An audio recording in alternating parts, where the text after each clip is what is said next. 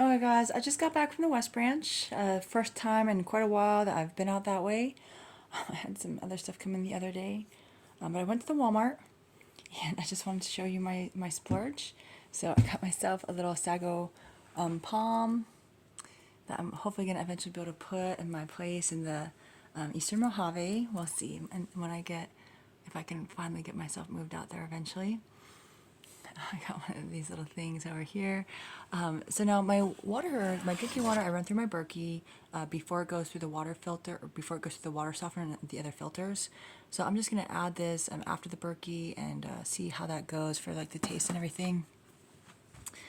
And then I got some of these. Now, I don't know if it was just the hard water scale or what, but my other water kettle was not working right. I'm going to try to see if I can get it working again. But in the meantime, I picked up one of these for about $30, and you're supposed to be able to like set, so it's programmable temperature kettle, okay? So some of these you can actually set the temperature at, and I'll have to see how that goes. We have some people using those in the desert for not just like making tea and stuff like that, but for actually warming up water for bathing with, like bowl bathing.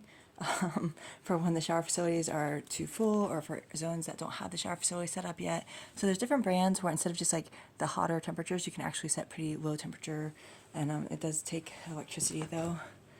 And then this I've been wanting to get for a couple years.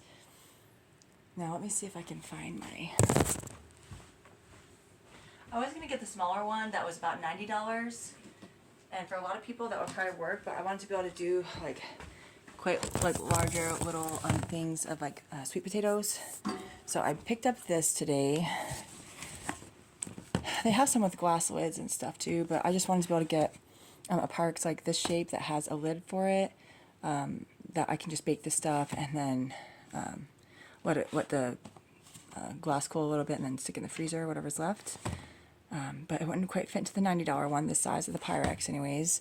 So I decided to go ahead and upgrade the size that I got for this, and it's French door air fry with oven, and I think it's supposed to be able to have like a convection setting and stuff like this, but I'm going to mostly be using this instead of my oven. I used to have a big toaster oven like that you could bake stuff with a while ago, and I'm getting excited about it again, because sometimes like if you're just going to make some like fish sticks or something or potato wedges, you don't necessarily want to start up the oven. So I'm excited. I'm super excited about this. This one ended up costing about $160. Hopefully it should last a really long time. Now, one of the, so we've been trying to transition more of the semi-trucks for the people who are doing deliveries within the network to have at least sleeper cabs, and then we've been trying to pick up some super sleepers for some of the convoys that do orders and stuff like that. So one of the guys was telling me that he wants to be able to get one of these set up into like a super sleeper semi, but then be able to like load potato wedges and like a meal basically before he takes off, and then have a remote control to turn it on before he has to do his stop, so that when he stops he can like get gas, take a rest, and then his meal will be ready. Because some of them are cooking. We have some like electric like skillets and stuff like that too. Some of them are doing more of the cooking like kind of in their vehicles and stuff like that, instead of eating out. And I'm not really sure, so I guess we gotta look for like a remote controllable one of these, or figure out how to set that up.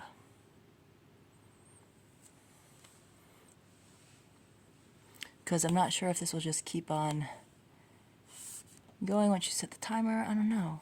Because we could get a different set, like a different switch with a remote control, but we might have to just look for one of these with a remote control function.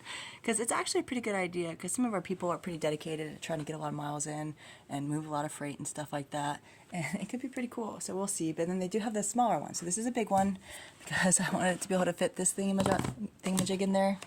But the $90 one seemed pretty economical. I don't know that it would be able to fit like a full-size pizza in there. Some of them don't have enough space for this size, so we'll have to see how that would go. I'm going to try to get this out of the box later. Anyways, I was excited. Oh, and then I started drinking rather, my tree water from my maple tree, and so I got a clean one of these to put some of my maple water in, and then I'm going to try to get my antioxidants up, and it's been difficult because I've been dealing with a lot of stuff in my house got poisoned previously, and so it's difficult.